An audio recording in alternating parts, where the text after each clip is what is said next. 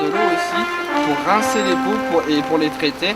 Donc ça pouvait servir aussi aux tanneurs. Et ici en fait, il faut imaginer pour l'Antiquité qu'il y avait sûrement un énorme quartier artisanal qui s'est développé encore plus à l'époque du Moyen-Âge. Voilà un petit peu pour l'histoire de Billon antique. Et justement, la maison en pan de bois, d'après vous, c'est quoi? C'est antique ou Moyen-Âge? Dis-moi. C'est Moyen-Âge. C'est Moyen-Âge, effectivement.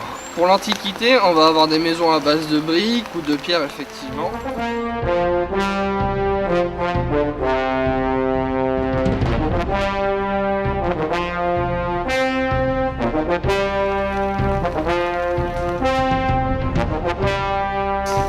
Et donc ici même, qu'est-ce que vous avez autour de cette église? Dis-moi ça.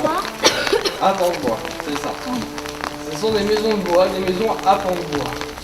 La rue, elle est là. On va pas grignoter plus, sinon on va finir par plus passer.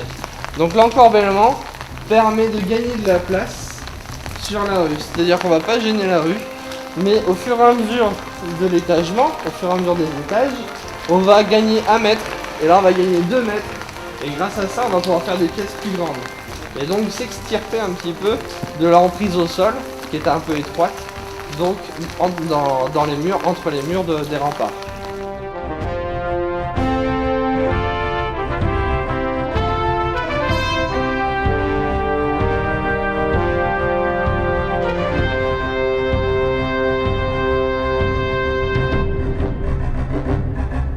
On interprète que le creusement qu'il y a là est à force de déguiser le couteau directement sur la pierre.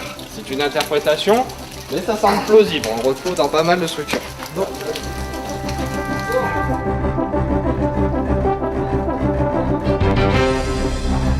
et là, c'est ce qu'on appelle un arc en anse de panier. Là, on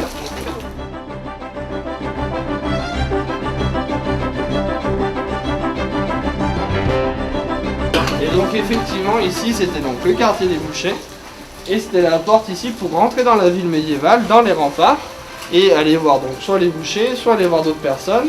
Mais bien évidemment on va aller mieux passer par d'autres portes du rempart pour aller voir par exemple l'église, pour pas ici je dirais salir ses sabots et tout le reste, parce que là vous aviez tout le dévers, du sang, de tous les abats et tout qui pouvaient découliner ici. Donc ici cette porte, peu de monde devait la franchir, peut-être. Mais c'est eux qui s'occupaient de la porte. La porte, on la fermait le soir et on la rouvrait le matin pour sécuriser la ville, sécuriser les remparts. Vous êtes d'accord?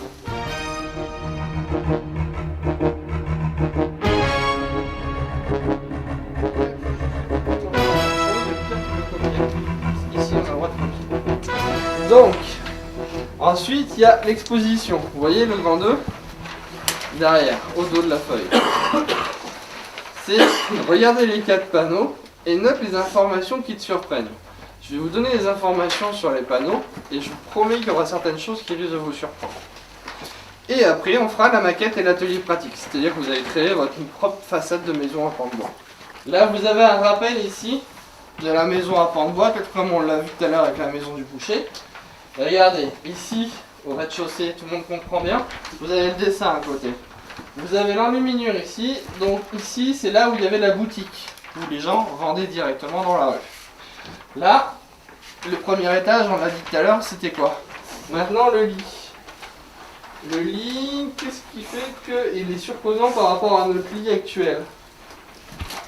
Un lit, maintenant, vous avez tous l'habitude dans votre maison d'avoir une chambre pour les parents, une chambre pour vous, peut-être même pour vous et votre frère et sœur.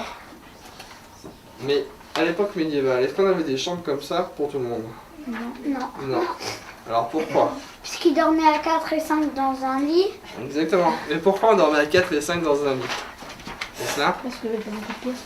Pas beaucoup de pièces, c'est une des premières raisons, mais il y en a une seconde. C'est qu'en fait il faisait froid, il n'y avait pas beaucoup de chauffage. C'est ça, c'est surtout quoi? Pour réchauffer, pour rigoler. Exactement, on a une seule cheminée, il faut tenir les braises dedans, elle chauffe toute la pièce. Donc souvent on va avoir plusieurs lits côte à côte comme ça, et on va avoir des fois 3-4 effectivement dans un lit. Et donc on va chauffer autour de la même pièce. Ça. Non, non. C'est bon, regarde. Normalement il y a une chaise chacun.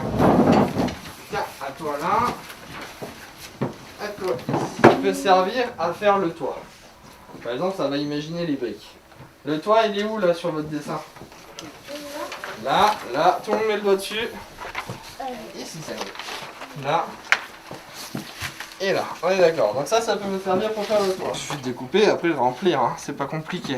Là, je fais le dos de la maison. On est d'accord. C'est pas la partie la plus intéressante. Les boutiques. La boutique. La boutique. Donc, mais entre l'habitation et la boutique, il y a quelque chose de différent. Il y a l'encorbellement. Alors, il y a l'encorbellement et en fait, il y a le plancher. Et en fait, c'est ce qu'on va appeler la sablière. C'est là où repose le plancher pour l'habitation. Donc, on met la poutraison, les poutres. Et vous voyez les petits carrés qui sont sur votre dessin? Donc, ça, c'est le bois qui vient se mettre ici pour le plancher. Donc, voilà. Donc, voilà le plancher et la sablière. Tac. Et voilà. Donc là, on a le premier étage, l'étage d'habitation. Donc, regardez toujours votre dessin. Regardez où nous en sommes.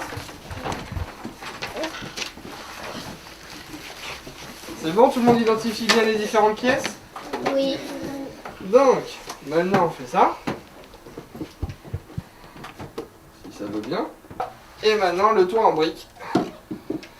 Et maintenant, vous savez faire une maison en pan de bois. Donc maintenant, vous regardez votre dessin, vous regardez ça. Et ça va nous servir d'exemple pour pouvoir réaliser votre maison.